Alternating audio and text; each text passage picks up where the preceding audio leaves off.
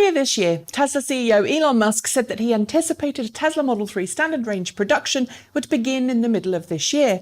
A couple of weeks ago, though, Tesla removed all mention of the Model 3 standard range from its website. But now it's back with two different trim options, and Tesla has stayed true to its promise of bringing a $35,000 car to market. So let's take a little look at what the two models do and do not offer, as well as when you can expect them in your part of the world. To get your standard range Model 3, which, by the way, keeps true to Tesla's promise of 220 miles per charge with a 130 miles per hour top speed and a 5.6 second 0 to 60 miles per hour, you'll need to ensure that you don't tick a single option box. And that includes the paint finish. Standard for the standard range is a solid black paint job, complete with 18-inch aero wheels. Pick a different paint package and you'll be looking at between $1,500 and $2,500 of additional cost, and you'll be looking at $1,500 if you opt for the 19-inch sport wheels instead. Inside, standard range Model 3 has been stripped down to the absolutely bare essentials, with manual seat and steering adjustment, cloth seats, and what Tesla is calling base trim. There's standard maps and navigation functionality on the car's touchscreen display as well. Basic audio, rather than the premium audio package of higher-end models, is also standard, along with a tinted glass roof, auto-dimming power-folding heated side mirrors, and a centre storage console with 4 USB ports. Music and media over Bluetooth is standard, as is custom driver profiling. While driver assistance features like emergency braking, collision warning, and blind spot monitoring are standard across the Model 3 range, and thus they are also standard on Model 3 Standard, you'll be faced with the usual $3,000 fee for adding autopilot before delivery, $4,000 after purchase, and another $5,000, $7,000 after purchase on top of the autopilot package, for what's used to be called Advanced Autopilot, but is now called Full Self-Driving Capability.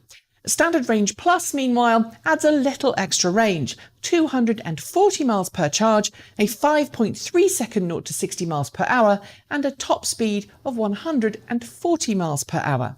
It costs $2,000 more, though, than the standard range Model 3, and for that you'll get the same exterior paint and trim choices as the standard range version, with the same upgrade prices.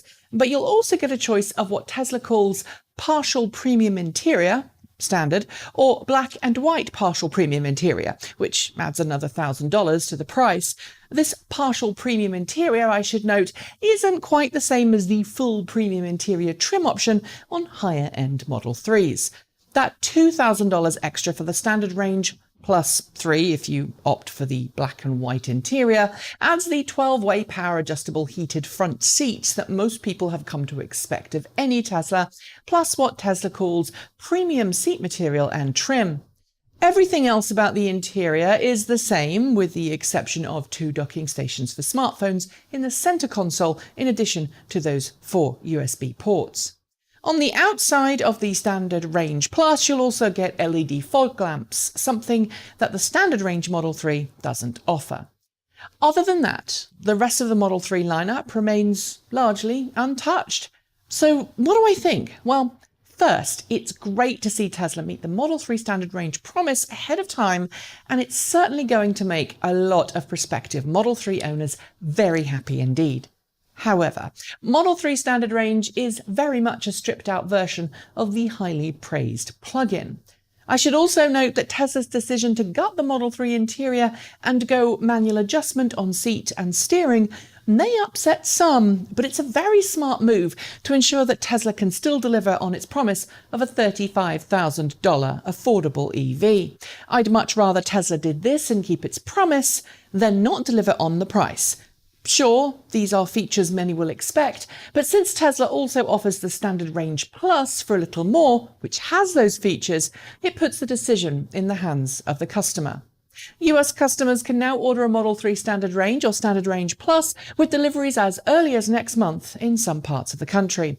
Outside of the US, however, there may be a longer wait time. Where does this put the Model 3 Standard Range in the electric car marketplace, however? Honestly, not far off the competition, although some will note that the 220 miles of Model 3 standard range is a little less than many other plug-ins of a similar price. However, the entry-level Chevrolet Bolt EV, while offering more range, does not include the same active safety features as Model 3 standard range, nor does it include rapid charging as standard. The closest competitor I think of in terms of price and features is the Hyundai Kona, which, while it goes further per charge, does have a pretty comprehensive list of features for its entry-level price, which is a little more than Model 3 standard range. Honestly though, Tesla has managed to make Model 3 the most affordable long-range electric car out there, offering 220 miles of range and the option to upgrade to a far more advanced operation in the future, for far less than anyone else. To get it though, you will have to do away with some of the things that you might have come to expect from a premium brand. That won't bother some. I don't think it would bother me all that much, but it will upset others. There's more than a hint of Volvo in how the car looks, but the unique grille, LED lights across the whole width of the rear, and trademark frameless door mirrors do enough to set the Polestar 2 apart. But which electric car gives you the mightiest spark? The new Polestar 2, the Tesla Model 3, the Mercedes EQC, or the Jaguar I-Pace? The Polestar 2 is a pure electric car with a 28 kWh battery pack paired with electric motors and all-wheel drive. With 408 horsepower, it's going to be quick, but drive it sensibly and Polestar reckons you can get 310 miles out of a full charge. Remarkably identical to the range of the, yeah you guessed it, the Tesla Model 3. There are no details yet on how long it will take to charge up though, with Polestar only promising to give owners easy and hassle-free access to the world's largest public charging networks. So far, Polestar's only given prices in euros, so when the Polestar 2 launch edition goes on sale sometime in 2020, it will cost around €60,000, so about £50,000, well, provided you don't exchange your cash at the airport bureau de change. A year after that, the entry-level car goes on sale for around £35,000. Final performance figures are yet to be published for the 2. But Polestar says it'll crack 0 to 60 in less than 5 seconds. FYI, that's somewhere between the fastest and the slowest versions of Tesla's Model 3. You don't have to walk into an old-fashioned car dealership to buy a Polestar 2. Instead, you can visit Polestar Spaces. These are trendy city centre stores where you can actually see and test drive the car. And you can even buy it online. There's actually no need to buy the car outright either, as Polestar will offer a monthly subscription scheme which includes the car, insurance, maintenance and roadside assistance. Sounds hassle-free. These, what you're looking at here, are supposedly the world's most advanced headlights. The Polestar 2's headlamp beam can spot up to 5 cars in oncoming traffic and cut out the light beam shining on those particular vehicles. That means you can have full beam headlights on constantly without dazzling oncoming drivers. The Polestar 2's 11-inch infotainment screen runs entirely on Google's Android operating system. The first in any car to do so, claims Polestar. This means you'll have access to Google Assistant, Google Play Store and Google Maps. No mention of Apple CarPlay though. Funny that. You can upgrade your Polestar 2 with a performance pack that brings sportier suspension, Brembo brakes and unique 20-inch forged wheels.